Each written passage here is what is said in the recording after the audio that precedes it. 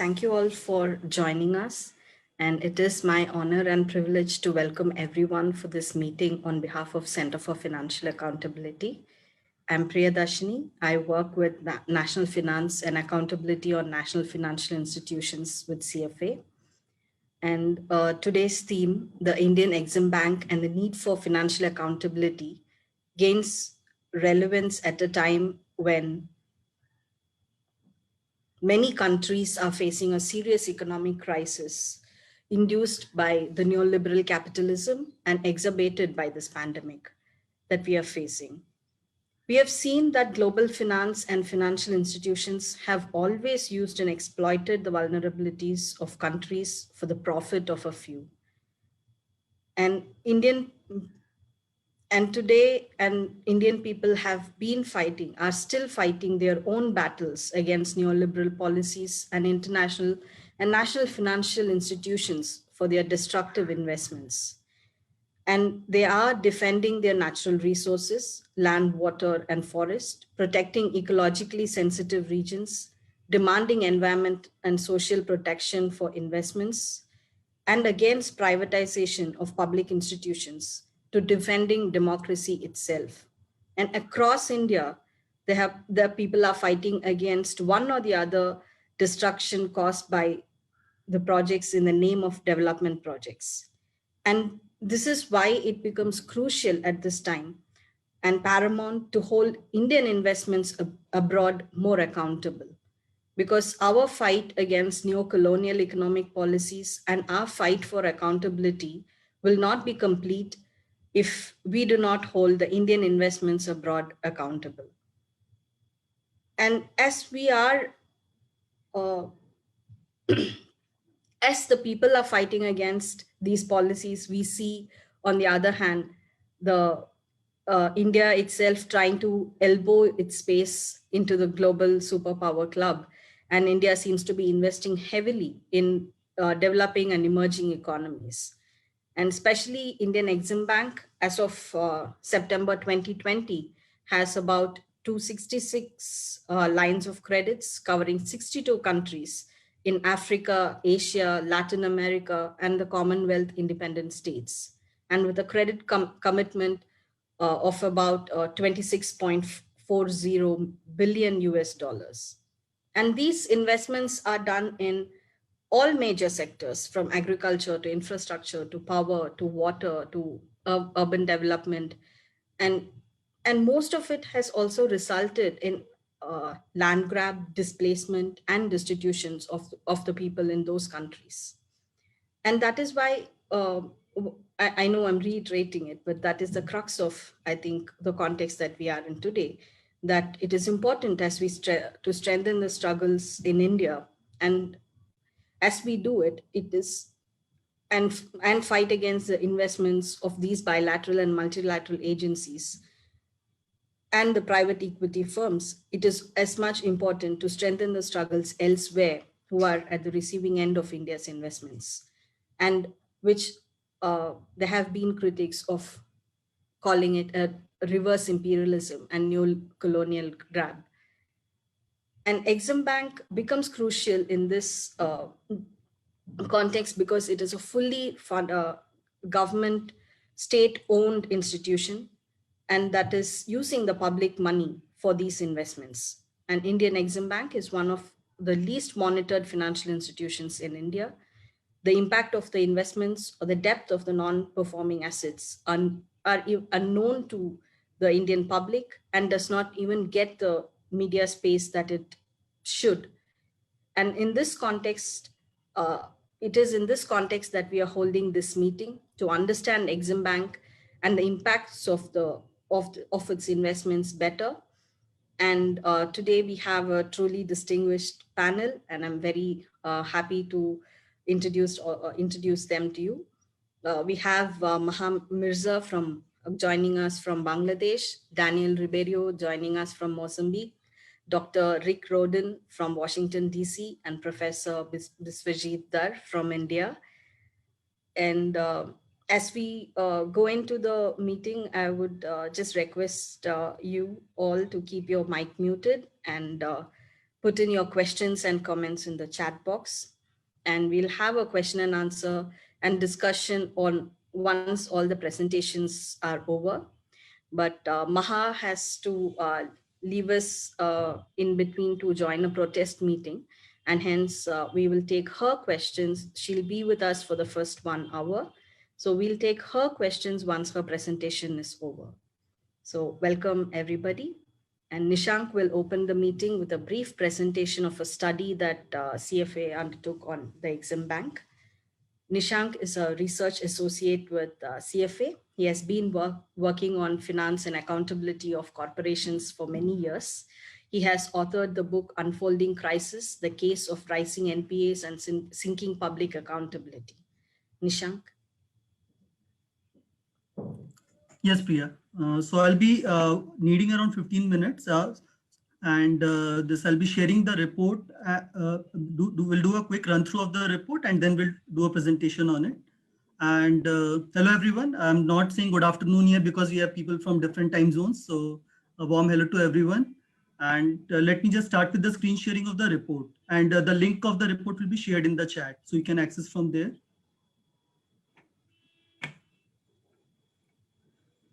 Just give me a moment.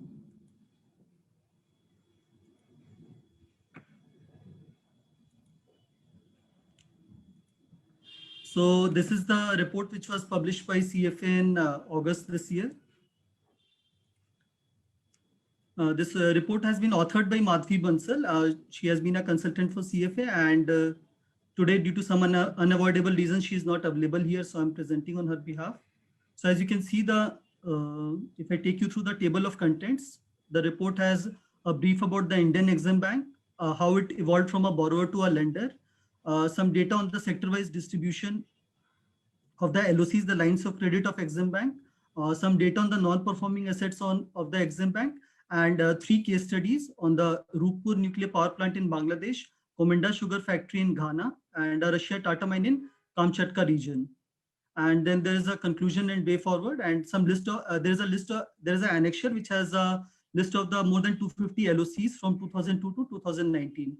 So if I just do a quick run through of the report, so you can see it has like lot of data, and as you can see here, it's the different operations of Exim Bank, but we'll be focusing on lines of credit and some data on the sectoral distribution of the line of credit, so which is provided in the study. And here is like the percentage of LOC sector wise. So all those kind of data is provided in the report, and this is the section on the NPAs of the Exim Bank over the past years. And after this data on the NPAs, there is we move to the case study sections where we have a case study on the Rooppur nuclear power plant, Bangladesh, the sugar factory in Ghana, which is this one, and one case study is on the Russia Tata mine. And the last section here is on the, the last section is on the conclusion and way forward. And then you can find a list of annexure containing the list of different LOCs signed over the years. So primarily this is the like the gist of the report, but I'll be taking you through in a more structured manner in the presentation. As I said, that our report title is Investment Beyond Borders, a preliminary report on Indian Exim Bank. So the purpose of the study, like first, like what was the intention behind doing such a study was, one was to elaborately look into the lines of credit operations of Indian Exim Bank. So because as I said that Indian Exim Bank provides a range of financial services, but because it was a initial study, so we decided just to look into the lines of credit and do an analysis around it. And the next section focuses on the financial and socio-environmental responsibility of the Indian Exim Bank. So primarily through 2 questions. One is of the risk assessment of the borrowers, like how much the bank does it before extending a credit. And the other is on the social and environmental compliances followed by the borrower, whether the banks check it or not, like how much the bank gets into the environmental and social safeguards. So that was one of the areas to look into. And to bring everyone on the same page as like some who are not very familiar with the Indian Exim Bank. So this Indian Exim Bank was set up in 1982. So it has been around 38 years of operation now. And the government of India launched this institution with a mandate. Initially, it was just to enhance the exports of India, but slowly it was also seen as a vision to integrate the country's foreign trade and investment with the overall economic growth. And just to make a point that the Indian Exim Bank is wholly owned by Government of India. So, like as you can see that the evolution of Indian Exim Bank started from export credit, but it moved into playing a major role in partnering with various Indian industries and particularly the small and medium enterprises, and offering a range of services which help in overall expanding the exports of Indian companies. And it should also be noted that Indian Exim Bank also doubles up as a development bank and represents India in BRICS interbank cooperation mechanism. So the key business operations of Exim Bank, if you look into, they are essentially buyer's credit, corporate banking, lines of credit, overseas investment finance, and project exports. And there are like further subdivisions of it, but we are not getting into that at the moment. And as I mentioned earlier, we'll be mainly looking at the lines of credit. So just to do a quick overview of the lines of credit, a line of credit is a financing mechanism through which Exim Bank extends support for export of projects, equipments, goods and services from India. And this is done by Exim Bank on its own, and it's also done with the support of Indian government. And to whom does the LOCs are extended? So they're essentially extended to overseas financial institutions, regional development banks, sovereign governments, and other entities overseas on a deferred credit basis. And so the way LOCs, the lines of credit work is that the recipients of LOCs act as intermediaries, and they lend further to overseas buyers for import of Indian equipment, goods and services. But a condition is imposed that the beneficiaries have to source goods and services worth a minimum of 75% values of the contracts from India, which in a way helps in promoting Indian exports. So now we move to the insights on the LOC, like the analysis which was done in the study and what came out of it. So from the year 2002 to June 2019, Indian Exim Bank extended 236 LOCs across a different range of sectors, which is like from agriculture to transportation to electricity generation. And out of this, the maximum number of LOCs were signed with African countries. Just to highlight a point that 14 LOCs were signed with Mozambique alone. So in terms of the data, 69% of LOCs were signed with Africa, but the continent received only 39% of the value of LOC. So one is the number of LOCs which are there, and each LOC comes with a different value. So if we look into the aggregate value, then only 39% of the total value of LOCs was received by Africa. But at the same time, 17.8% of LOCs were signed with Asia, but the region received 57% of the total value of LOCs, which is roughly equal to 14 billion US dollars. And within Asia, if we take a note that 7.8 billion US dollars of LOCs were granted to Bangladesh alone. So this table gives you a snapshot of the LOCs in terms of the actual numbers. So as you can see that Africa has 162, Asia has 42, and the various percentage and the associated amounts are given. So just to, if we do a further analysis of LOCs in terms of when these LOCs were signed and do they have a uniform pattern or not. So one can, so the analysis reveals that between year 2014 and 2019, 60% of the LOCs were signed, which is in the 5-year period. And which also in a way signifies that it is showing a shift in India's foreign policy towards an attempt to influence the developing and underdeveloped countries by investing in them, and which reflects an attempt to counter China, the way China is expanding globally. So India also wants to follow the same thing.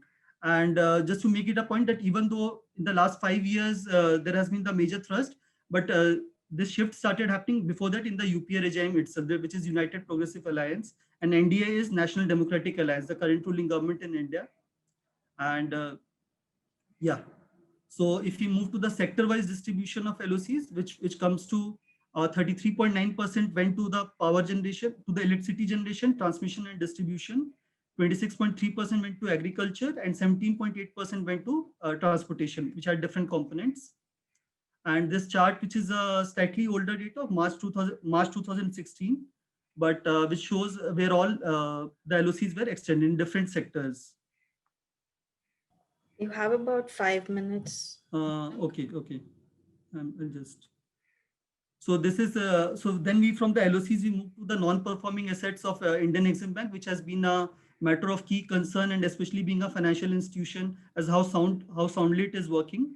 So as the various Indian commercial banks have been grappling with the NPA problem, so has been the case with the Indian Exim Bank. And as of March 2019, the Indian Exim Bank had accumulated NPAs worth 116.8 billion rupees, which comes to around 11.3% of the total loans.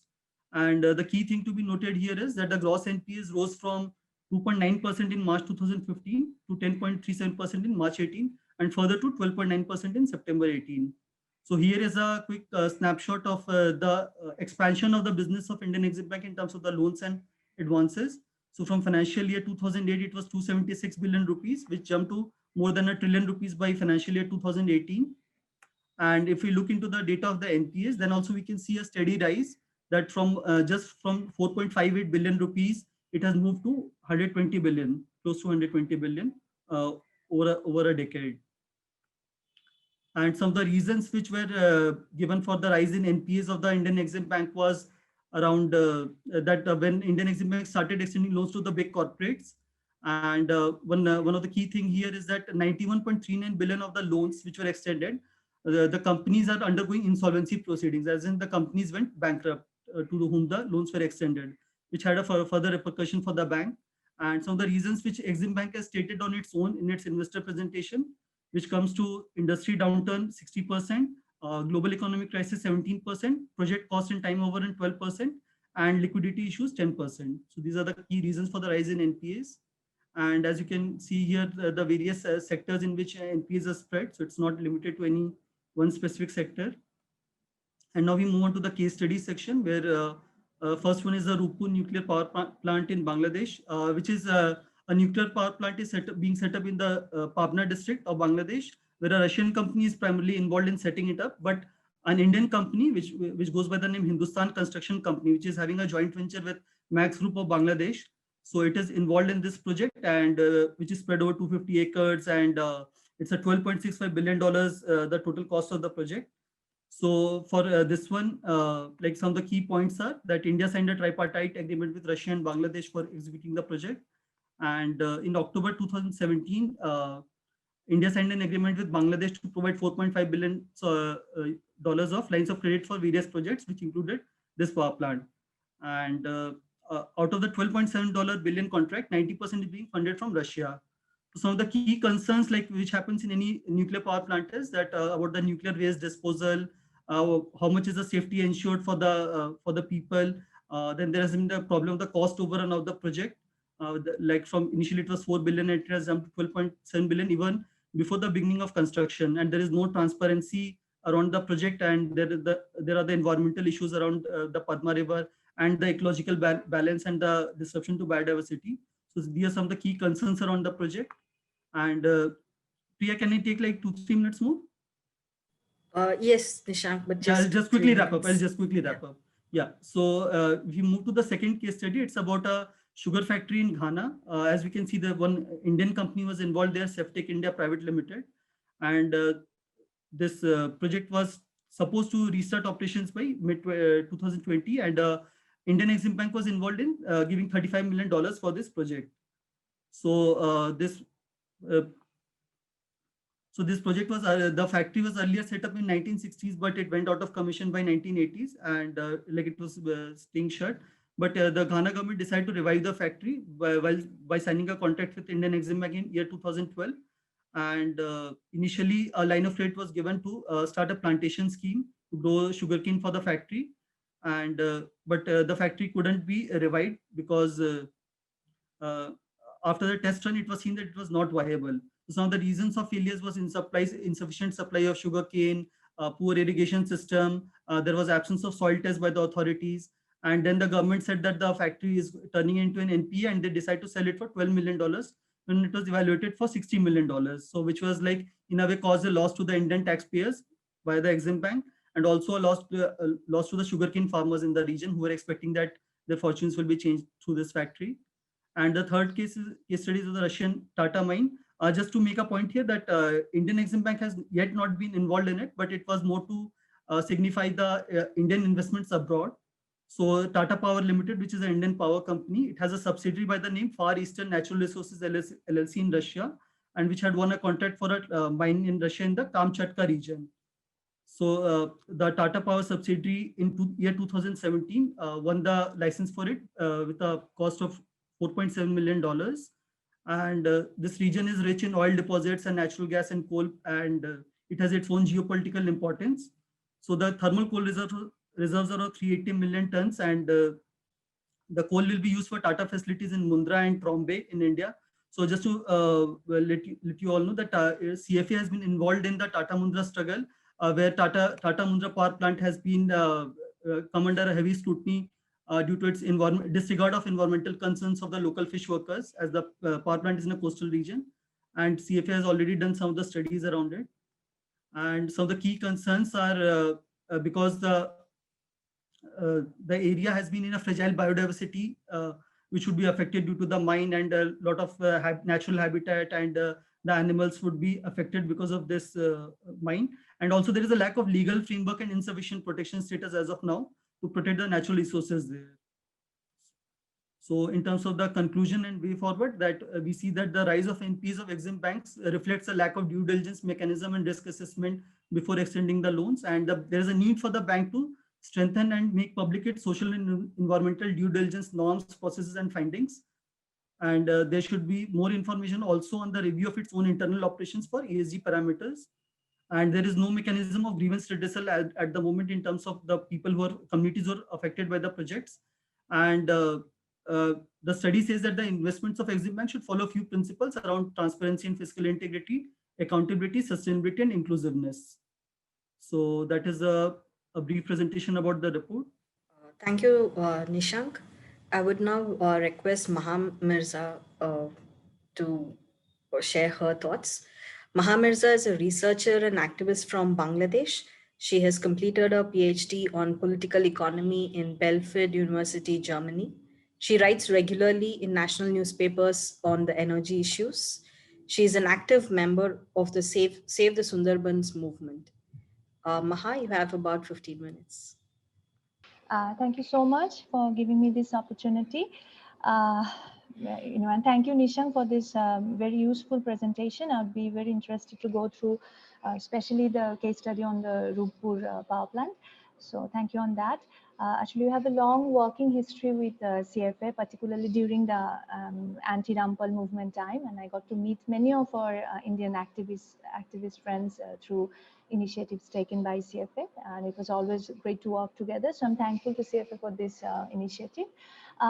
Many of us probably already know about the Rampal power plant and its proximity to the Sundarbans. So I'll try to give a very brief overview on the plant and the current situation, and I'll try to focus on the bigger picture.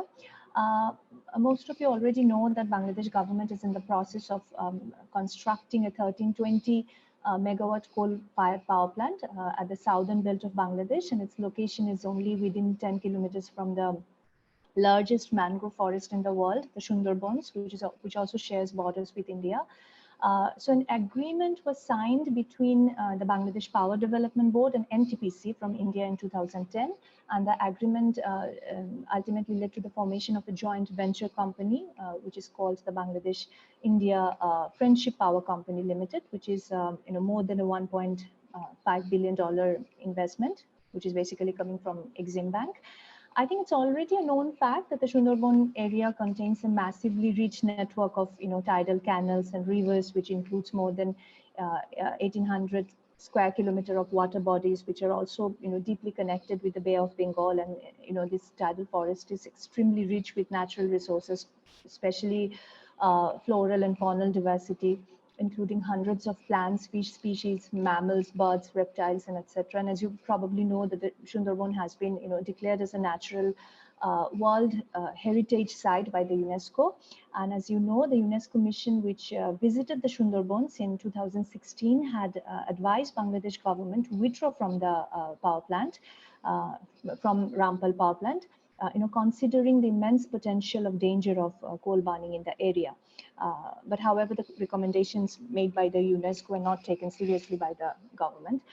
So I'm not going to get into the detail on the impact of Rampal power plant on the Sundarbans, because we all pretty much know what coal is capable of doing to a forest and to its ecology, but some very basic information to you. For example, the plant is expected to burn some 5 million tons of coal annually, with some nearly 1 million tons of ashes and some 500,000 tons of liquid waste. And we all know about the possible emission of CO2 and NO2 and other toxic gases, and the expected pollution of groundwater and water bodies. So I'm not going to repeat those. I'd like to talk about a few things. Firstly, the ripple effect or the cumulative effect of Rampal power plant and the recent trend of growing industrialization in the area. Secondly, the radical transformation of land ownership that is happening in the Rampal area and its impact on communities. And thirdly, I would also like to talk about the current scenario of the energy sector in Bangladesh, which is basically dominated by the government's aggressive persuasion of coal-based power generation. So let me give you a brief description of the coal scenario in Bangladesh. In the recent years, the government has targeted coal as its principal source of electricity. The government has already planned to set around, more than 20 coal projects, a total of, 20,000 megawatt generation capacity, and it's planning to expand its coal-based electricity from 3% to 35% in the next 10 years. So lately we're seeing a very aggressive persuasion of coal-based power generation in Bangladesh.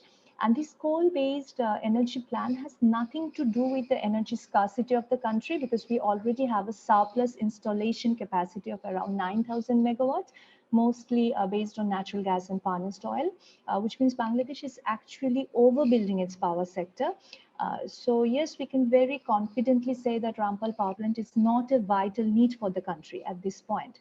And particularly the way the cost of renewable energy is declining, there is no reason for Bangladesh at this point to go for a coal-focused power plant. But that's another topic. So if we now talk about the impact of Rampal power plant, it's very important to note that Rampal power plant does not mean only Rampal power plant and its impact on the Sundarban. The problem is that the actual problem goes beyond the environmental impact of Rampal power plant. The actual problem lies on this entire development model in Bangladesh, which has been derived from this master plan of building a power plant in this area. For instance, it is propagated by the government that this particular power plant will supply power to the rural and poor communities of the southern belt who have been energy deprived and impoverished for decades, and that's how it's been justified by the government, that it will eliminate poverty from the southern belt. However, the truth is that the power plant is not built here to provide electricity to the poor communities at a cheaper price, but rather the plant is expected to produce electricity to foster industrial growth and to accelerate rapid industrialization in the area and to transform the area into a vibrant economic hub. And you know that the government is now developing a large number of special economic zones, export processing zones, and providing massive incentives to FDI, and even relaxing its environmental and other regulations to enable industrial development. So what's the problem with that? The problem with this sort of industrial model is that it has always been more capital intensive and technology intensive rather than labor intensive. And if you look at the type of the industries in these areas, you will see most of them are not labor intensive industries. So the promise of creating thousands and thousands of employment in the area facilitated by Rampal power plant is not going to happen. And especially the jobs which are normally created through such a process of rapid industrializations are extremely poor quality jobs, and we have plenty of evidences from the export processing zone from the other part of the country that how these kinds of jobs ultimately lead to a vicious cycle of poverty for its workers. So that's something to think about. And this kind of aspiration of industrialization is always linked with our national aspiration of achieving a 10% growth rate. And this model is also closely linked to a broader vision of regional trade. And at this part of the and this particular southern part of the country was recently mentioned as a new growth center or international trade gateway or regional economic corridor. So overall, it's a massive business plan targeted to serve a very powerful network of vested interest groups and who are also aligned with the government. Actually, they are the government, but this sort of crony capitalism is happening in the name of development and in the name of creating employment for the poor. So it's very clear Rampal is basically presented as a pioneer project which claimed to bring which claim to bring sufficient amount of electricity which is needed to foster industrialization in the area. And you see the construction of Rampal plant is still not completed, but all kinds of industrial activities have already started. And the government has already approved the application for almost more than 180 industrial units in the area. And there are cement factories, there are oil refineries, there are crude oil refineries, there are gas bottling companies, cigarette factories, rice mills, shipyard, food processing centers, you name one. And it's being said that more than 300 investors had already gained control over more than 10,000 acres of rural land, both by legal and illegal means. And very interestingly, a major portion of the southwestern belt is considered to be an ecologically critical area due to its proximity to the Sundarbans. And the law says that no industrial activity can take place within 10 kilometers of the Sundarbans. However, the construction of Rampal power plant has changed the entire legal dynamics in this area and completely shifted the priority from environmental concern to the so-called national aspiration of rapid industrialization. And especially when you're talking about the creation of thousands and thousands of employment, your concerns for environment, your concerns for ecology becomes marginalized or sidetracked anyway. So anyway, apart from the industrialization fact, there is another concern, which is the transportation of coal and other raw materials in the area and the hidden cost associated with it. As you know that most Indian coal plants are using domestic coal, which is cheaper than imported coal, but Bangladesh will have to extensively rely on the use of imported coal to run its coal power plants. And in order to carry out the transportation of imported coal, particularly from Indonesia or Australia, now we have ended up building a massive coal terminal in Matabari, that's in the southern part of Bangladesh. We have ended up building the world's most expensive deep sea port at Paira, another location in the southwestern belt. And we have ended up signing for a 240-kilometer railway deal with DP Rail, which would cost more than $1 billion. And a research by IFA recently has shown that in order to facilitate coal transportation to Rampal power plant, Bangladesh government will have to, constantly keep up with a highly expensive dredging activity, which will also cost around $26 million annually, which is required just to transport coal. And all this expenditure will occur even before you start producing single unit of electricity. So, that tells us about the massive cost of infrastructure which is associated with the, with coal-based power generation, and that is entirely funded by our government with taxpayers' money, of course. And apart from coal, recently there is a massive increase of heavily loaded other cargo ships, which are carrying raw materials for different industries in this area. For example, cement factories are importing a huge amount of clinker, the processed raw materials used for cement production.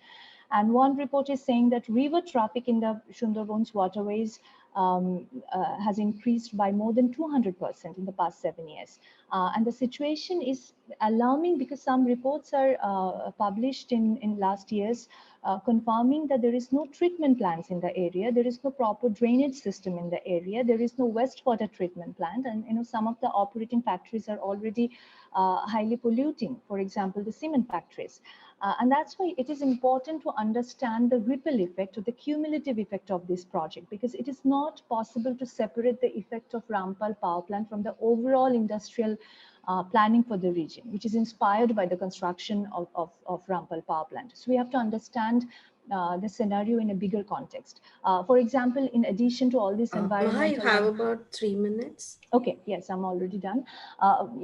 For example, in addition to all this environmental and water pollution, rapid land transformation is happening in the area, because large number of fish ponds and shrimp cultivation ponds are converted to different industrial units, and land grabbing is increasing at an alarming rate. And small and marginal landholders have been increasingly pushed out through this process, especially the landless people and the wage laborers. They have been, struggling to barely survive in this process. So, if this trend continues, it will eventually transform the entire land ownership pattern of this region, and the ownership of land will completely shift from local communities to the hands of big business and industrial actors. And such radical transformation of land ownership will only benefit a very few powerful industrial actors, while largely excluding the wage laborers and the landless communities. So you see there is an enormous possibility of profit making in the area, and this entire land grabbing process is largely facilitated by ruling party members and local land dealers, ruling party goons, and other vested interest groups. And those who are resisting such process of land grabbing are being threatened and intimidated by the ruling party members. And at the end of the day, it's very much visible that the ruling party and the business groups are working together, and they successfully establish a regime of fear and threat and surveillance. So we already know that the overall democratic spaces are shrinking here, but these sort of project sites are a perfect example of how undemocratic, how repressive, and how authoritarian these mega power plants are. And if you really look at the ripple effect of Rampal power plant, I would say it's not only destructive for the environment of an extremely critical ecological area, but also it's facilitating the transfer of enormous amount of land from the local communities to the hands of the powerful interest groups. And this entire process of land accumulation and acquisition has been filled with excessive number of corruption and irregularities and bribery and harassment. So, overall, this is a dangerous project, and Exim Bank has a big share in it. And I think it's important for us that our Indian friends raise awareness of this project, because, we all know that Sundarban works as a natural shield for both the people of Bangladesh and the West Bengal. And recently we have seen how the Sundarbans have saved the coastal communities of these areas from a number of large cyclones. So I think we have a common cause here, and we have previously worked with our Indian friends during the Sundarbans movement. So I'm hopeful that we can work together again to stop this project. And thank you again for giving me the opportunity of speaking here. Thank you, Maha, and especially for going beyond just the Rampal project, and also highlighting the need for a holistic development, how we need to relook at development itself. And since you would be leaving us shortly, I would like to take questions that have come for you, if that's okay. Yeah. Yeah, we have Arjun Datta, who is asking, like, do you think the Exim Bank? Okay, I think that is for the whole panel, but you can also answer if you would like. But there are specific questions for you, so I'll ask them first. The movement against Rampal power plant was very militant and vibrant a few years ago, but right now there seems to be a silence. Could you update on where the movement stands, and also do you update on the industrial? Do you have an update on the industrial belt and the SEZs and the impacts around Sundarbans during the last 10 years since Rampal power plant has been proposed? Can you shed some light which will enable to undertake a mapping of the projects and financiers? Okay, can I answer together, because I think this kind of overlaps with each other. Yeah. First of all, what's the update on the movement? This is the questions we're always being asked.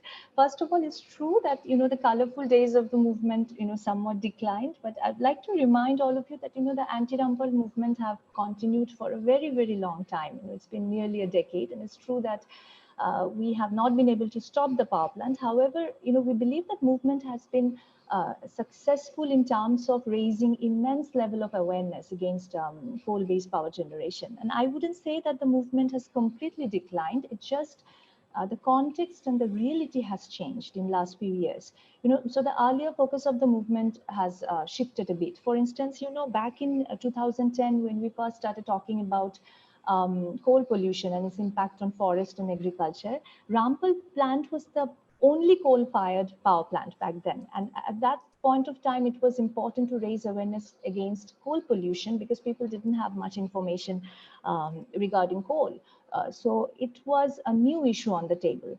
And I think the movement was quite successful in changing a lot of old perceptions, such as, for the sake of producing electricity or for the sake of industrialization, it's okay to sacrifice your environment.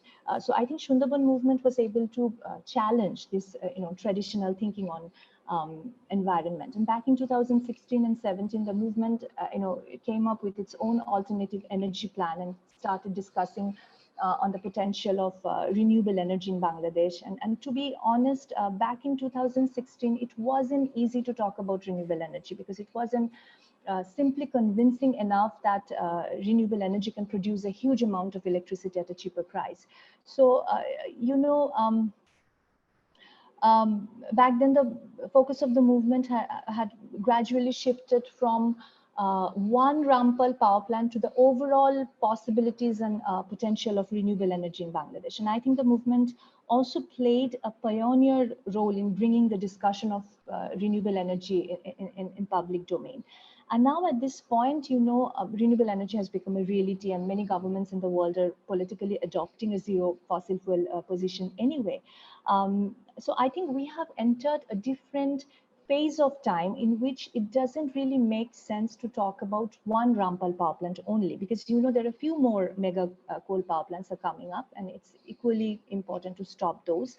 But most importantly, I think it's time for us to shift our focus from a mere coal specific discussion to more and more critical discussion on the type of development model or the type of industrialization model. Someone mentioned about economic zones and special economic zones, and our development model is very much focusing on that sort of development. And we are, this is the development model we are following in the subcontinent. And we have adopted a highly energy intensive, capital intensive development model, which has been failing to create sufficient number of employment. We're having jobless growth for a decade, failing to eliminate poverty. And with the sort of development which have been, the sort of employment which have been created through this process are extremely poor quality, and it does not help the displaced communities to come out of poverty. So I think at this point, it's extremely important to have more and more critical knowledge sharing, and any environmental movement of these days should have more and more holistic approach. And I think individually and jointly, many of us are working on that. But of course, it's not been enough, and we are looking forward to more collaboration of this sort of work. What was the other question? Sorry. What are the ways and means we can rebuild our collaboration? Yeah, I think you have covered that also within your this thing, but if you want to specifically address, sure. I think, we had Indian friends 2 years back walking with us during the long march towards Sundarban, and we had Indian journalist friends, who had published stories on the impact of Rampal power plant 1 or 2 years back. And I'm very happy to be able to be a part of these collaboration efforts. I think, we really have to figure out what are the other possibilities we have. We'd be very happy to have joint research project, or we can work with the communities of Sundarbans from both sides. We have done that before. But I think we have to continue this discussion, because we still have to figure out how we can basically come up with more effective procedure to fight these banks and to fight these power plants. So I think our discussion should continue after that.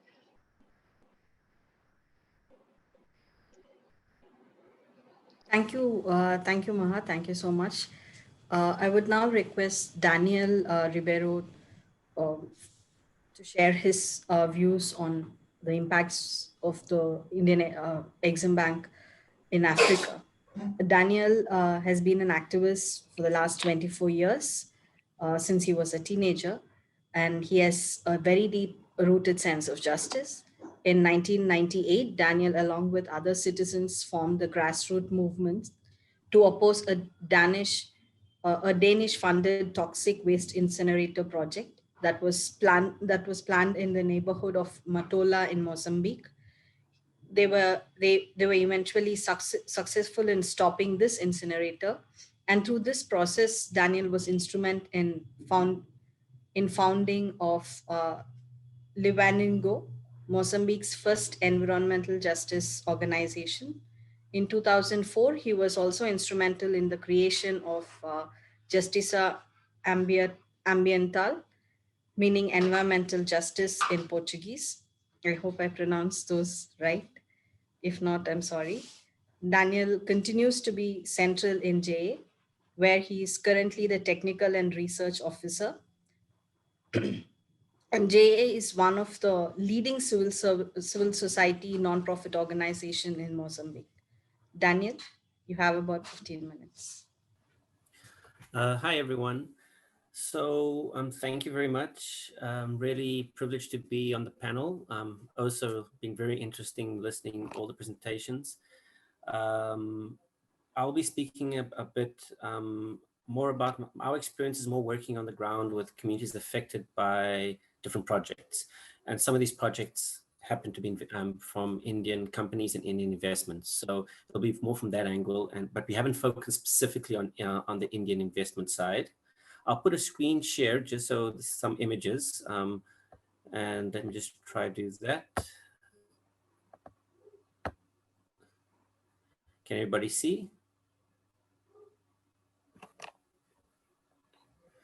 Let me put full screen. Okay, so I'll be speaking about, I'll focus, because it's quite diverse, the Indian investment in Mozambique, from agriculture to medicine to infrastructure. So I'll be focusing more on the coal and specifically coal in Tap, which is one of the provinces with the largest coal reserves in this part of the world. Jindal is a company that's in there, one of the big companies. The other company that's in there is also Indian Coal Ventures Limited, which now is called International Coal Ventures Limited, and there's a few others. We work directly with the communities on the ground. And the coal development area has been quite scary. The reserves were discovered in the early 2000s. This is the map of the current concessions. This is about this province is almost 100,000 square kilometers, so it's a big province. And the yellow is approved coal concessions, and the purple is the proposed. So you can see how rampant the coal is going. And Brazil, India, China are very big players in the coal. So most of these coals are open pit coal mines, and they have quite a huge impact on the environment. They completely strip the area. A lot of these areas had already communities living on the areas, and a lot of these coal mines started operation before relocating the communities. They started operation before getting the environmental license, because even though we have a law and we need an environmental impact assessment and we need environmental licenses, the strong link with government and the companies and investments allows them to start off in these activities without going through the legal processes. They tick them off later, but it's just a tick box exercise, so they have the paperwork in order. So as you can see, these trees on top here, these are baobabs, so they're huge trees. So this is quite big pits. And what also happens afterwards is, so the communities are still living in an active coal mine with huge industrial large equipment moving around. There's regular accidents and deaths because of the fact that this should never be a reality. Also because the mine, they have restrict access. So basically they're in the mine. So for us to have meetings for me to move in and out, they have to go through the main doors, they have to get permissions. And so they basically have restrictive movement even. That has improved because we've been fighting a lot of these battles. Another thing that happens is after the open pits are abandoned and new areas explored, they get left abandoned, and with the rain and water, they become these water bodies, and the communities end up using the water in this area. But this water is high, we tested the water, it's got a lot of chemicals, a lot of, it's just really not good for human consumption. Another thing that's happened is there's been a lot of drownings in these lakes because the bank's unstable, the kids go and play in these areas, people use it to wash. So it becomes not only a lot of health hazard, but also a general risk for the community. So these things are opened up and abandoned and moved on to the next area. So it's also destroying the landscape. There's been a lot of protests by the community saying that they haven't been given compensation, they haven't been relocated, they're having health issues, there's dangers living in the area by trucks getting run over, accidents.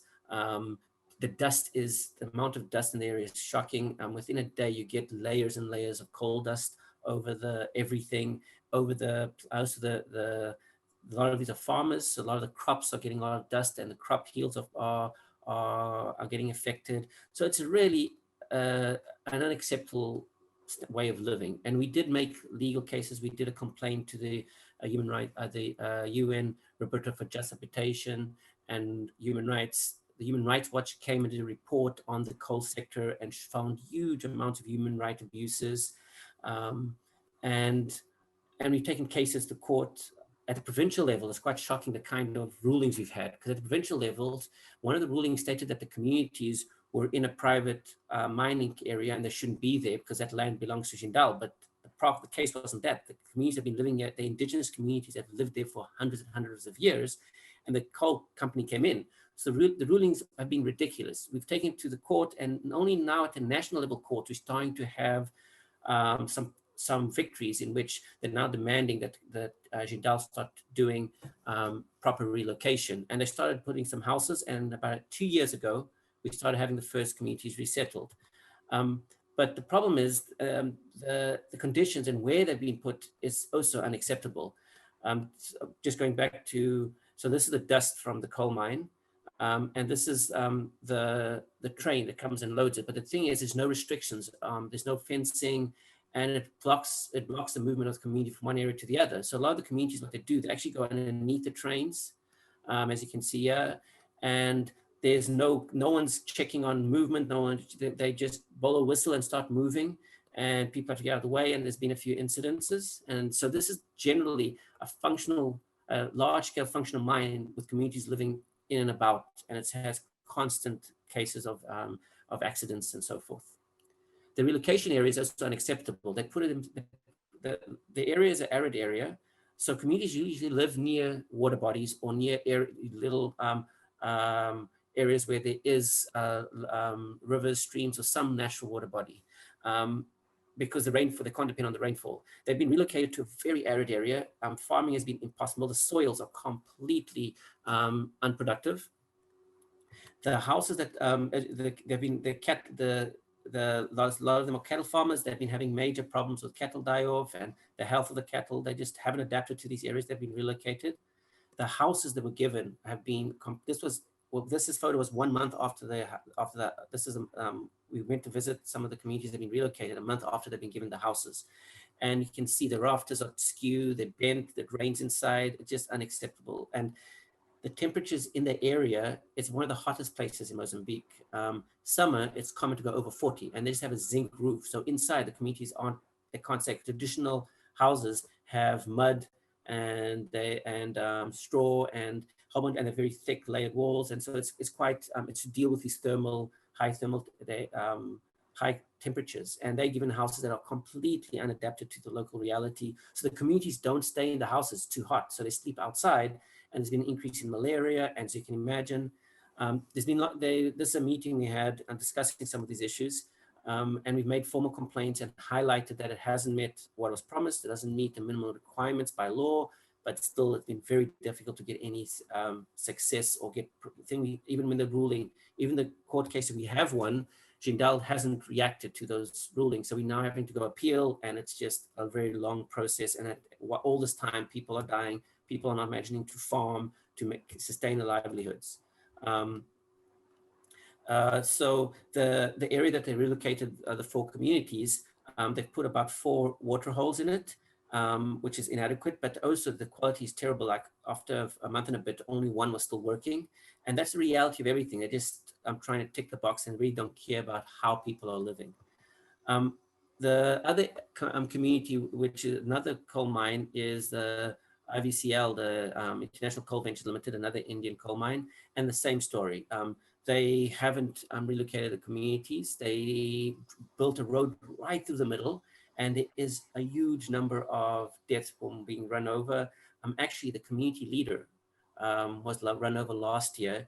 She was, it's very rare for in Africa to have the community leader being a woman. And so she was an amazing person. She was 1 meter on the side of the road, just having a discussion with a group, and a truck went off the road, hit her and went back on the road. And she was leading the movement. She was the one leading the protest to not move, to not leave. Just to give you an idea, they used to live near the river. So most of these communities, because of dry area, you live near the river, and that's why it's productive. If you look there, these are the explosions, because they use explosions. And if you look just at the center of the community, that's where the center of the image of the community starts. So they're less than a kilometer away from these huge explosions. You have these huge dust clouds that come across some of the fields. You even get some debris. So and there was a lot of options, but the purposely went right through the middle. Sorry, so Daniel, that, you have about like 5 minutes. Okay, so I'll go Sorry. to the gas then. Okay, so I'll go to the gas. The other area where they've been very active is in the gas in North Mozambique. So if people have been looking at international news, we've had a huge increase in armed conflict in the north of Mozambique, and that's also where the gas exploration have been happening. And there's and India has been a big player in there. So you have Indian State Oil and Natural Gas Corporation, ONGC, Bharat Petroleum, Oil India. They've invested. They in Area 1. There's 2 big areas. Area 1, they're about, if you add all the Indian investment, they're about 30% of the shareholders, and they've invested $2 billion US dollars already in that area. So and it's a huge, complex investment from private to banks to, it's quite a difficult one to trace. In the other areas, they have about 16% stakes. So they're a big player. They're not the lead, like in Area 1 and 4, the main lead is Tata, and the other one, it's Eni from Italy and Exim. They are the majority shareholders, but all these investments have a decent percentage of Indian companies, but also they're also giving security in terms of purchase and markets. So India Oil and Natural Gas Corp, Hindustan Petroleum, Bharat Petroleum, all are purchasers of the gas in Mozambique. And to keep things short, a huge amount of human rights abuses have been happening. A lot of these communities are subsistence farmers and fisher folk. The fisher folk are being moved out of the area because it's offshore and the LNG is onshore. So they've taken away access to the ocean for fisher folk, which means they've completely eliminated their livelihoods. And also due to the huge land grab, similar to the project we just heard from Bangladesh, the gas has caused a catalyst for a whole bunch of other projects to come in and a whole bunch of other services and things, and they have taken a lot of land and they've had their own impact. So there's like this industrial complexes happen, and that has caused a lot of impacts. So we can go in more details on during the question period phase. I know my time is running out. So just to finish off, some positives. One area that Indian investment has been positive is in medicine. The most accessible medicine comes from India. A lot of the medication that is accessible to the poor is often from through support and aid with the Mozambique government and Indian investments around the healthcare. That's been a positive. The other area that's been less positive is there's been a recent interest in the agricultural side. It hasn't taken off. It's been more political negotiations, but that's an area we're concerned about, because if India comes in like China and Brazil have, that's been a huge land grab problem. But anyway, we can go into more details during the questions and answers. Thank you very much for giving me the time to talk about these issues. All the best. Thank you so much, Daniel. And in solidarity with the struggle that you are fighting against these investments in Mozambique and also other African countries. And I think hearing from both Maha and you, we know like we are fighting similar battles here in India also, and hence the need for wider solidarity. And with that, I would request Dr. Rowden. He's currently an adjunct professorial lecturer in the School of International Service at American University in Washington. And his thesis was on the India-Africa economic relations in the Center of Economic Studies and Planning in Jawaharlal Nehru University. He's a senior economist at the research NGO Global Financial Integrity, GFI. He has worked with ActionAid and the United Nations Conference on Trade and Development in Geneva. He is the author of the India-Africa Economic Relations in 21st Century, Emerging in Connections in the South-South Economics. He has also lectured at California State University and in political science at the Golden Gate University, San Francisco. Thank you, Rick Rowden, for joining us, and kindly share your insights, and especially after Daniel's presentation, I think you might have a lot to add to it. Yes, thank you, Priya, and thanks for CFA for having me. As you mentioned, I did my PhD at JNU looking at India-Africa economic relations, and one of the things I looked at was the Exim Bank lines of credit for development projects throughout Africa. And I also have a lot of experience working on IMF and World Bank over many years, working with civil society organizations that were engaging with the World Bank on development projects. So some of the concerns that have been raised by Maha and Danny are very familiar to me. We've had those same fights, those same issues with the World Bank and some of the regional banks, the African Development Bank and Asian Development Bank, over many years. And so, you know, what I think is interesting, I mean, just to give you a little background is, you know, I find, you know, I read what Indian scholars and Indian policy analysts write about India's outward investment, its foreign investments in Africa and Asia and elsewhere.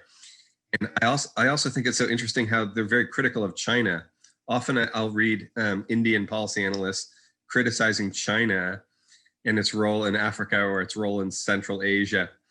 And they'll say, oh, the Chinese are being colonialist, the Chinese are being imperialist. They just want to get into these areas, into these markets and sell their goods, or they just want to get into these areas to take out their natural resources.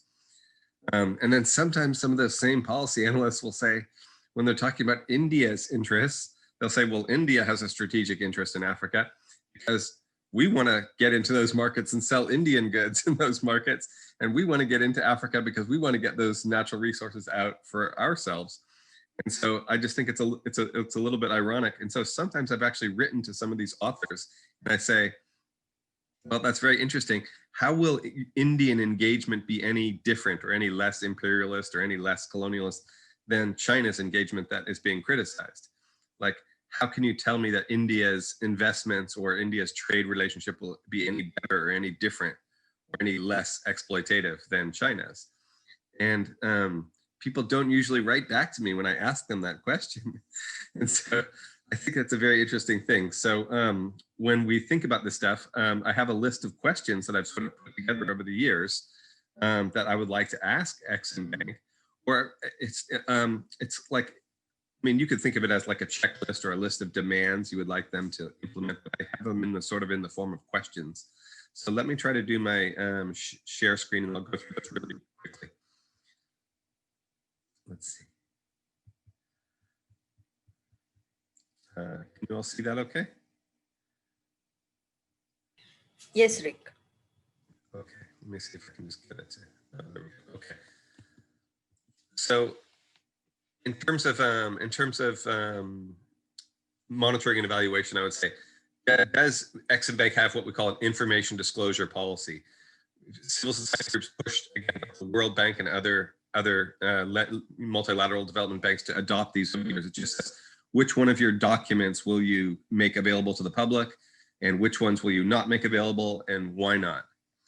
And so, does Exim Bank? How does Exim Bank monitor the outcome of its previous projects funded by its lines of credit? Right? What's their methodology for doing that?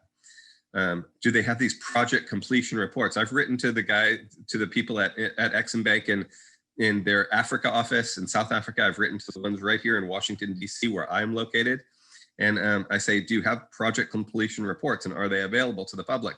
And they won't even answer my email requests. I've written to them several times and they just don't answer. And so like, I think that they should at least be more professional or responsive, but no such luck so far. Does Exim Bank assess its projects funded by its LOCs? Like, how does it assess those projects? Did they achieve their intended developmental goals or not? And like, how do they measure that or assess that, right? Did the projects provide beneficial forward and backward linkages with African firms? Like from a developmental perspective over time, how beneficial were those projects funded by the LOCs? And did they really help African companies? And did they generate more employment? And is the data documenting such outcomes, is that publicly available in both India for Indian citizens to see what their tax dollars are doing, and in the beneficiary countries where the projects are being carried out? Can the public there get access to this kind of information? If the developmental goals were not met, then who is held accountable and how was accountability exercised in practice? How are the intended beneficiaries in Africa measured and assessed? Again, is my outstanding question. Does Exim Bank monitor these kinds of things? Employment creation for African workers in the projects funded by its LOCs. Again, beneficial forward and backward linkages with local African firms from these projects. I mean, again, I know that the main thrust of the Exim Bank is to promote Indian businesses. And so that's why I have that 77% rule where they have to, buy a certain amount of goods and services from Indian companies. But regarding the remainder of that, how much of that is creating opportunities for African firms is sort of like my question. The degree of technology transfer to African firms is also a developmental question. Does Exim Bank require standards or monitoring of the report of the activities of the private sector Indian firms who are participating in these projects funded by the lines of credit? Do projects funded with Exim Bank lines of credit provide independent accountability mechanisms? And these IAMs, again, this is things like the World Bank's inspection panel was the first in the 1990s, but then a lot of the multilateral development banks around the world have made these things. These are like mechanisms for communities on the ground to register complaints about the impacts of a project, how a local community is being impacted by a project on the ground. And it allows them to air their grievances, register their grievances, and to seek some type of redress.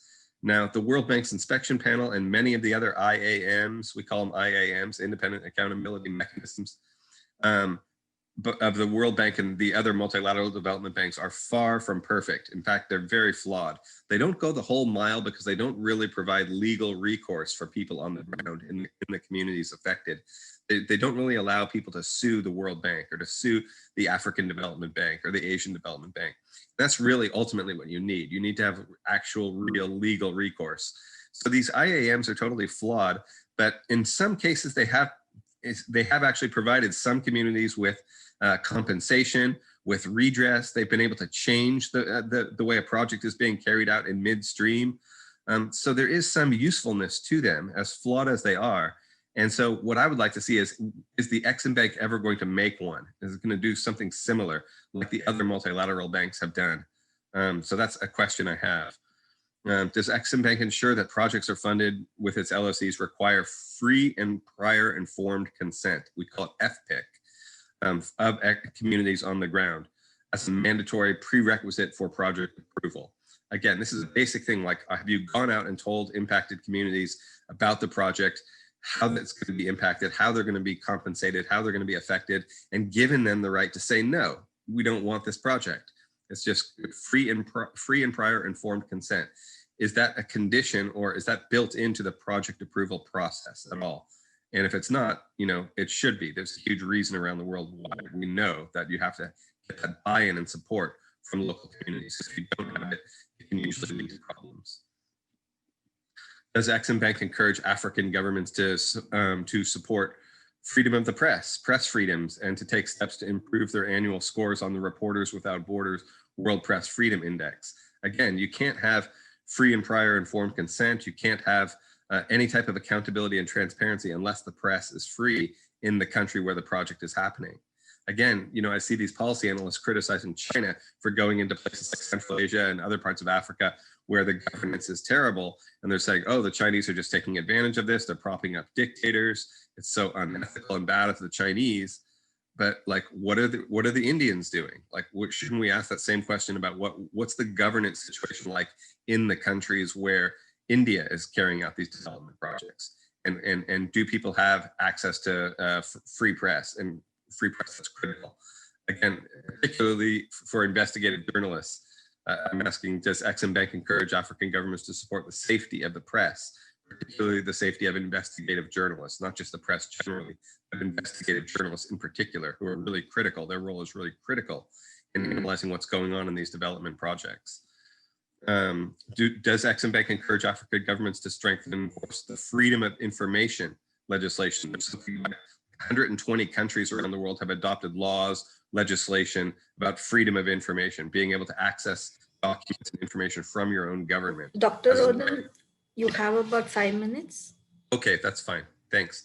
So freedom of information legislation is like really critical. What is Exim Bank's take on the countries where they're operating? It's a governance concern again. Again, there's Extractive Industries Transparency Initiative standard, and you know, land grabbing concerns that were raised already. There have been things like the UN Principles for Responsible Investing, the FAO's guidelines. There's been a number of these initiatives that have tried to improve the governance situation for the land grabbing problem. They're all flawed, they're all imperfect, but what is Exim Bank doing about these obvious governance flaws with the land grabbing problem in agriculture, in Indian agricultural firms investing on the ground in countries where there is poor governance on the ground? Are there any guidelines? Are there any safeguards? What's Exim Bank's position on that? How are they going to prevent abuses from happening in the projects that they fund? Again, you know, UNCTAD had, on the issue of international debt, UNCTAD, United Nations Conference on Trade and Development, they have this principles on responsible lending and borrowing. And so there's questions about, like, is Exim Bank contributing more to the debt burden of African countries than our other creditors? And like, what's Exim Bank's role in building up countries' levels of unsustainable debt that is contributing to the debt crises that we're seeing in some countries? And you know, what's India's take for a sovereign debt restructuring mechanism, which is a part of the global financial architecture that we're really missing and that we need to have? So these are just some of the concerns I would like to raise. So thanks very much. Thank you, Dr. Rick, and that was really a comprehensive presentation on the problems that the Indian investments have in the countries that they are investing. And it really brings the focus on today's theme. And now I invite Professor Biswajit Dhar. He teaches at the Center for Economic Studies and Planning in JNU. He was a Director General with the Research and Information System for Developing Countries in New Delhi. He has served as a board member with the Indian Exim Bank. He has been involved in trade policy issues, particularly in the context of multilateral trading system, both as a researcher and a policy advisor to the government of India. He has been a member of the Indian delegation of the ministerial conferences of the World Trade Organization. And also he has been very supportive of CFA's work on Exim Bank. So Professor Dhar. Thank you, Priya, and thank you for inviting me. I know I'm a rather uncomfortable position, but yet I thought, let me hear from friends about their comments on Exim Bank. So having been part of the Exim board for 3 years, and also, sort of seeing Exim Bank closely when I was in RIS even earlier, I learned a bit more about what Exim Bank is and what it is able to do. And I'll just share some of my, sort of observations here and what I saw as was the functioning of Exim Bank and what it can and cannot do. So the first thing that I would like to mention here is that all the questions that Rick raised in his slides, at the end of the day, the only answer one can give to all those questions is a no. Exim Bank is just not able to do any of these things that Rick thinks should be done, and we all believe should be done. And this is, I think, the problem with the Exim Bank is that it's not really an independent institution. It's very much a part of the government, and it has multiple owners. In fact, at least 4 departments of the government of India, 3 ministries are on the board of the Exim Bank. And its operations are actually managed by, or rather, the 2 ministries of Ministry of Finance, Economic Affairs, and Financial Services, Department of Financial Services, and the Ministry of External Affairs. They are constantly,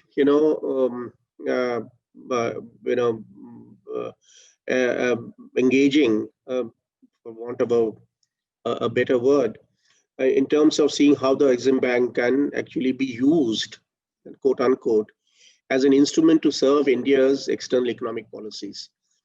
So clearly, the importance of Exim Bank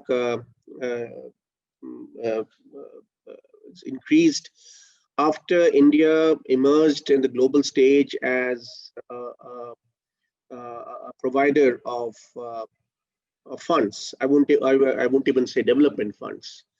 The first major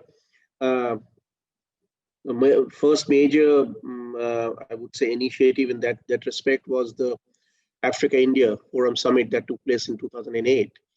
And this, as many of you would know, it immediately followed a similar initiative that China had taken.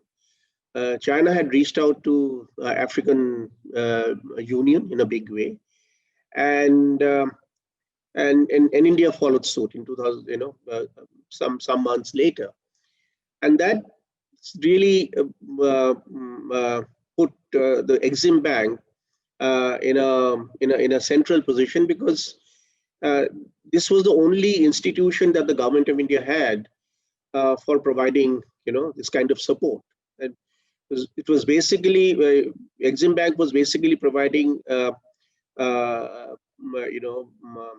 support to exporters, and it was all project support that was going to the exporters. And of course, in between there was some lines of credit, not very much prior to that, because Exim Bank was itself established in the beginning of the 2000s. So it was so the government of India started utilizing the Exim Bank to serve its objective of reaching out to Africa and other countries in Asia, using Exim Bank as the conduit. And there's an interesting narrative here. What Rick was mentioning about China and India. I think the Indian government carefully crafted a narrative for itself, saying that we are not aid givers, and this also comes in the backdrop of the entire debate, a very controversial debate on aid effectiveness, which ran through the 2000s. And so when this whole issue, and India never participated in the aid effectiveness meetings officially. Some lower level officers used to go as observers, and some of us who were working in these institutions supported by supported by the government, we used to keep a tab on what's going on. So what India did was that we developed this narrative, arguing that we're actually development partners rather than aid givers, and we would like to see partnership develop with our fellow travelers in the developing world, and South-South cooperation should have this whole big dimension of development partnership rather than a traditional kind of foreign aid. And from this narrative came out the idea of a development partnership administration, which is really the arm of the Ministry of External Affairs, which conducts all these operations, all these various activities of the government of India, reaching out to the partner countries.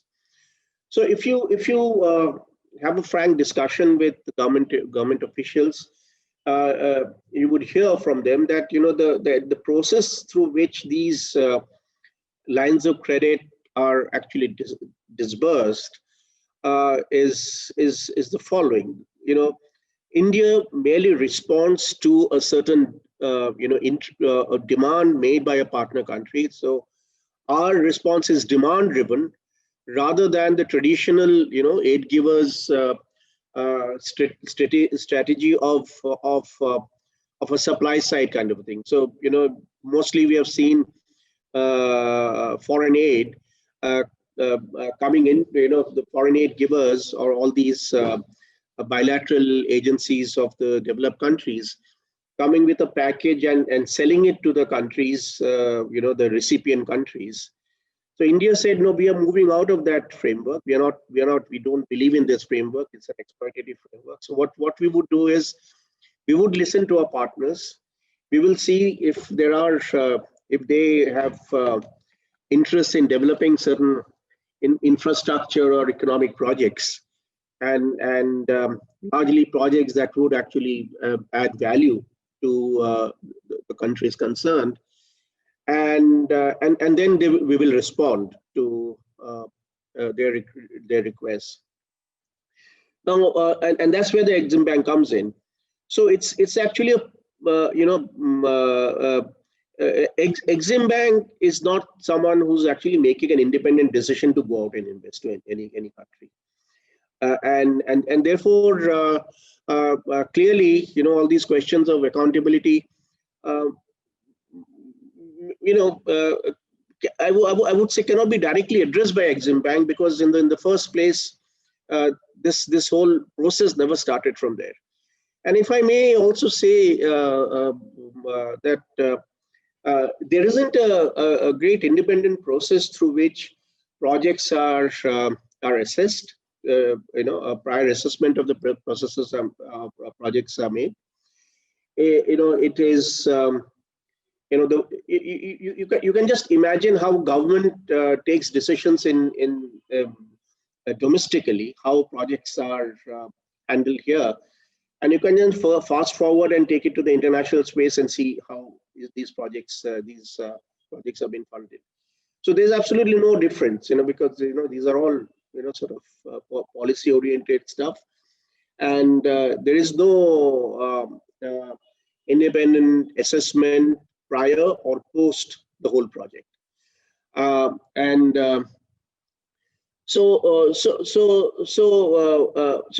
Exim Bank is is caught between all kinds of stools, including, I would say, its ability to fund these projects, because that Exim Bank is, as I said, that it's a government. It's like a public sector bank. It has government has contributed to its capital, its equity base, and the amount of capital that Exim Bank can raise is no more than 10 times its net owned funds. And and this has remained constant. I remember, when I was on the board, there was this constant tussle that, the demands from the government in terms of seeking Exim Bank's assistance to reach out to countries was increasing. But the Exim Bank couldn't actually do anything because it couldn't raise more funds than, So there have been, I remember we said that, it should at least be 15%. Now I hear that they're asking for 20% of their net own funds, double that is available, but nothing has actually happened. The second major problem is that Exim Bank gets treated like a normal commercial bank. So this NPA issue comes because of this. Now, if you look at all the other, similar Exim US or, other development banks, the Chinese and the BNDES in Brazil, they are not development. They are not actually commercial banks. They're actually development banks, who are treated in a very different manner as compared to the Exim Bank. What Exim Bank is, what the way RBI treats Exim Bank. So I think that's a major limitation, no institution can actually work in this manner. If the NPAs keep going up at this rate, then the cost of borrowing of this entity also goes up. We all know that. So there is a serious question about viability. And I'm not surprised, when Bangladesh comes with this very attractive thing about electricity project, and both Government of India and Exim Bank together see an opportunity, commercial opportunity. This is not development. Actually, it's all commercial opportunity. There would be an attempt to jump at that and then grab this, because this is what they're looking for. So I think the whole model of Exim Bank, in many respects, is actually flawed. Yeah, and you can't expect Exim Bank to answer the question that Rick was asking. You got to go and ask the board members for the government departments, who can actually tell you what is happening if they want to actually. But the Exim Bank will not be able to do that. And you have about 2 minutes. Yes, and the second problem that I said, that even over the next few years, if the government keeps treating Exim Bank the way it is, Exim Bank is going to become completely unviable. It's not going to be is not going to be able to operate at all, it's going to be saddled with such amounts of bad debt. And I know some of these cases, which are absolutely horrendous in some cases in Africa. There is no way the Government of India can actually address these issues. Ultimately, it had to be addressed with the Government of India, because you can't invoke the sovereign guarantees, because that means that you're disturbing a strategic relationship with an African partner. And therefore, what happens is, if the government doesn't invoke the sovereign guarantees, then the entire burden falls on Exim Bank to carry the can. So I think that CFA should look at this aspect as well. That the way Government of India has been handling its development partnership, this whole entire process of development partnership. And I completely agree with Rick that there's absolutely no difference between India and China. The way we do it, and therefore the question should be asked as to how the government can deal with the partner countries in a much better way, in a different way. And we have to make a very clear. We have to make we have to make it absolutely clear that at least we in the civil society do not see any difference between the way China and India, behave as far as dealing with their development partners. I still want to use the term development partners because I seriously think that developing countries should not be, the traditional aid givers. But I think we expect better behavior from these countries. So I would end there, and I hope it was useful. Thank you very much. Yeah. Thank you, Professor. And I would just move on to the questions. We have a few already. I think there's one specifically for Daniel from Maduresh. Can you please share your experiences of trying to work with the Indian government representatives there? And if they have responded to any representations on the rights violations by the Indian companies?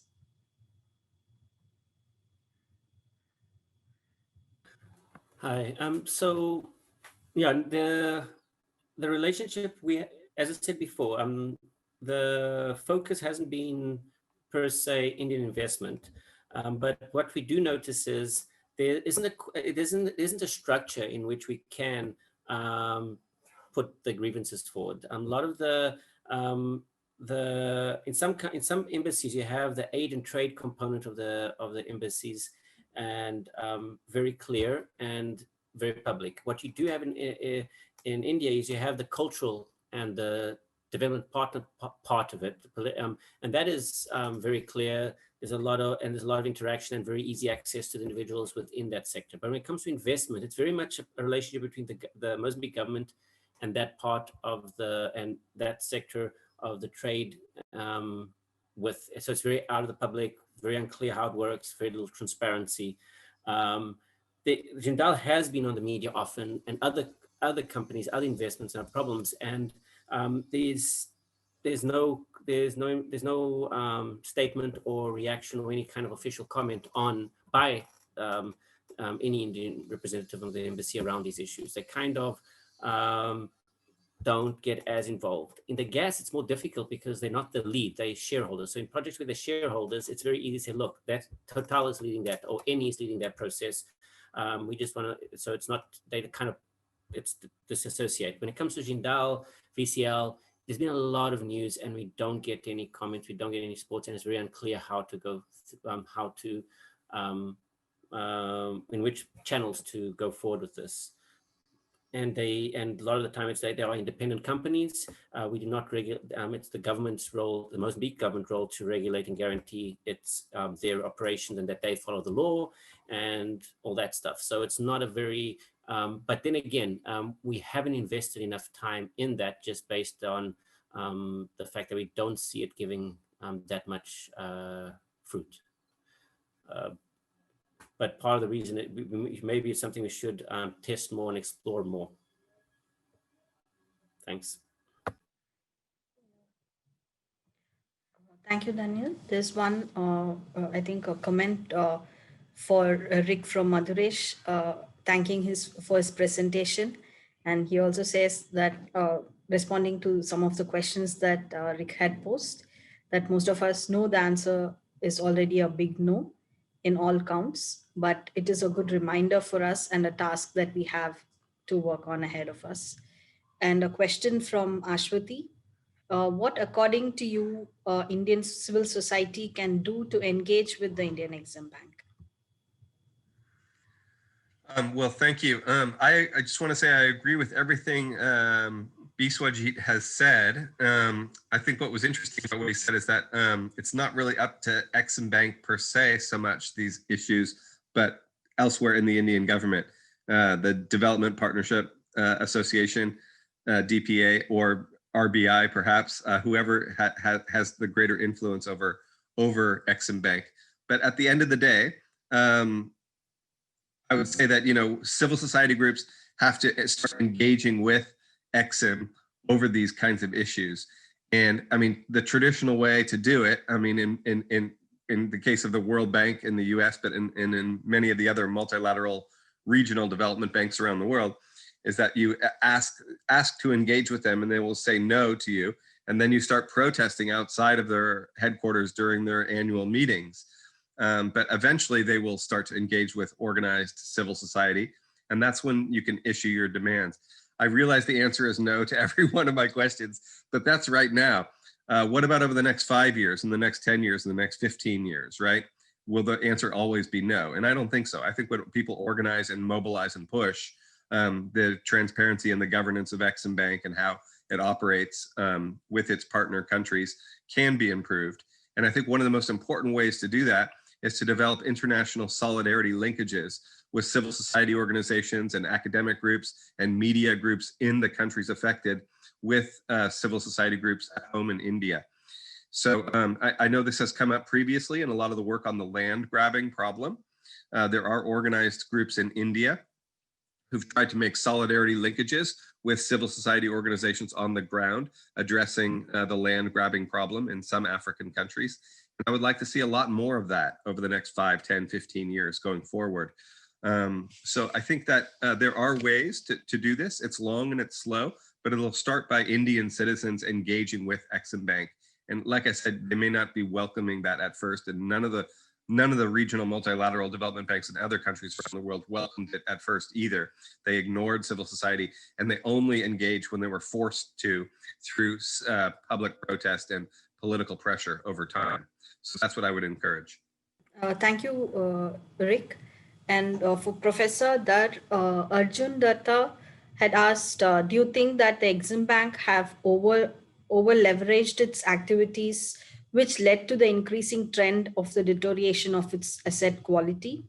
And Maduresh had asked, had thanked you for your presentation and for laying out what Exim Bank is. But then should communities from Africa ask the Ministry of Environmental Forests and Climate Change in Delhi, or which department for the human rights violation, NHRC, because they might not have the jurisdiction? Yeah, thank you. I think Arjun Datta's response is simple. I said already that Exim Bank has become completely unviable, and it has actually over leveraged. Of course, again, I will say that it has got over leveraged. Yeah, let me put it that way. And unless things change in terms of managing this bank, I see only one way for this bank is just going to go downhill, and it's not going to remain viable at all. On Madhuresh's question, I think it's important for us to ask questions of the two main ministries which are managing the Exim Bank, the Ministry of Finance and the Ministry of External Affairs. And I think you in your research, during your research, you must have seen the guidelines on lines of credit extended by the Government of India to various countries, which was issued by the Ministry of Finance in 2015. And if you go through these guidelines, you will clearly, you'll very clearly understand that the way in which projects are chosen and they are actually, they're scrutinized. The way the detailed project report is made and the way things happen. There's no reference to environment and other kind of human rights issues that we talked about today. These are completely alien to the framework that has been provided by the Minister of Finance's Department of Economic Affairs, so manages it. So I think my response to Madhuresh's question is that we need to really engage these two ministries, and all the questions that Rick has asked, I think, has to be directed to these two ministries. And what Rick says is absolutely correct. I really reserve this for my last comment. That we have seen, in our dealings with different governments, and I've seen for the last more than 30 years, that when the governments are faced with evidence, then they are forced to do something different. And I think the weight of evidence is extremely important for us to put on the government. And that's where Rick's suggestion is, and final suggestion, that there has to be international solidarity. All this, the land grab thing became an issue here because evidence from the African countries reached here, and it became an embarrassing situation for the government. So they couldn't look the other way. And I think in all these projects, see this whole issue of the Bangladesh Rampal project, there's hardly been any discussion here or any very few references you'll find in the Indian media to that project and whatever is going on. And this whole thing that our friend Maha mentioned about the destruction of the mangroves, how many of us actually have heard it regularly? We haven't done that. We haven't heard that. So it's important for us, and this is a fantastic platform that CFA has developed. From all our friends who participated here and the networks who are represented here, it's important for us to get the information, critical information as to how these projects funded by the Indian government is being managed, and the consequences of these projects. And I think we need to take this level, this discussion to a different level. CFA has a lot of responsibility to take this issue up the radar screen. It's still below the radar screen, I must say. Despite the fantastic work you do, not many people know about the work you do. I think that is very important. And once this happens, I'm sure we don't have to wait for 15 years, Rick. We can do it much earlier. Yeah. So all of you get together and we can put our heads together and work for a better future for all our friends in different parts of the world. Thank you very much. Thank you, Professor. I think that is the best way to end it. But I would still request other speakers if they have any concluding remarks to put forth in a minute or so. Rick, Daniel, I think Maha has left us. So any concluding remarks?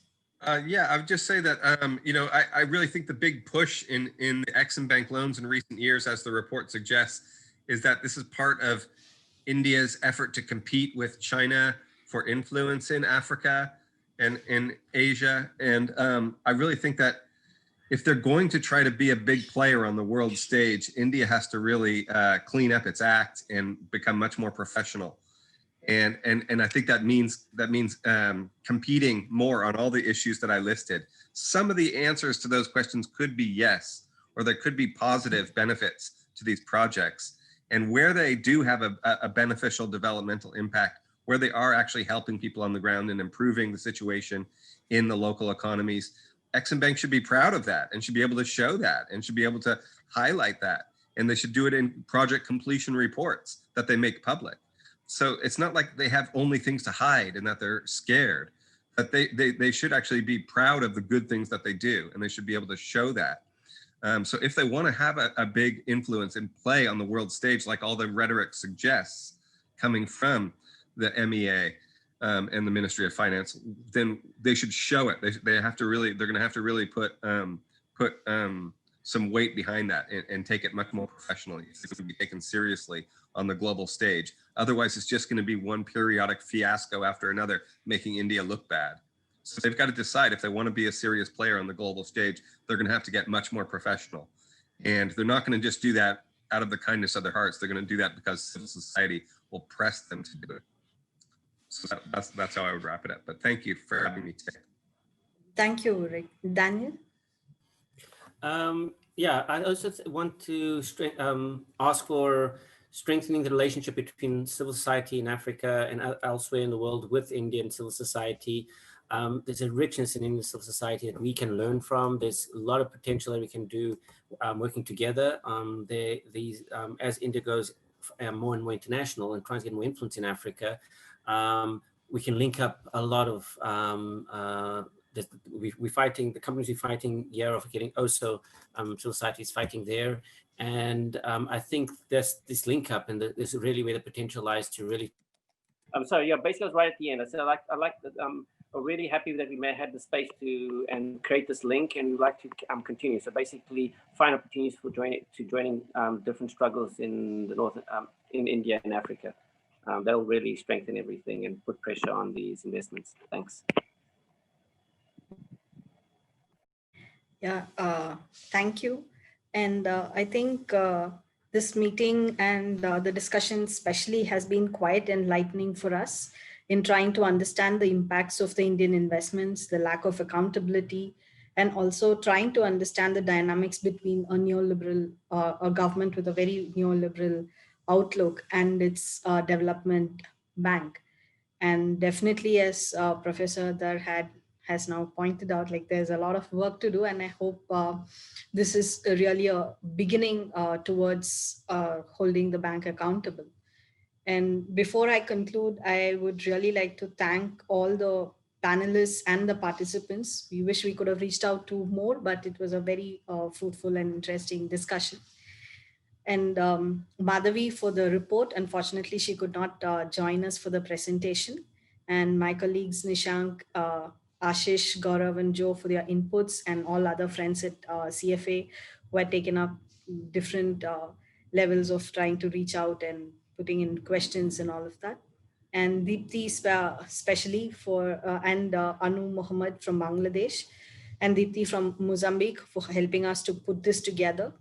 And though they were not able to join us today, Eugene and Patrick Bond and Sukarel for their support and encouragement.